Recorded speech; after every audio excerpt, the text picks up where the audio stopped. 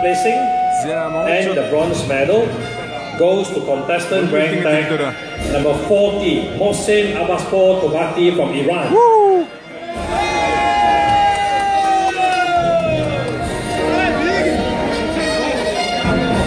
Second placing and the silver medal goes to contestant rank tag number 52, Miguel Filho from Brazil. Great! Woo! And the champion for this category goes to contestant rank tag number 32, Juns Nulan from Mongolia. За монголчууд анх удаага бодибилдингийн төрлөөс алтан медаль өртөж байна.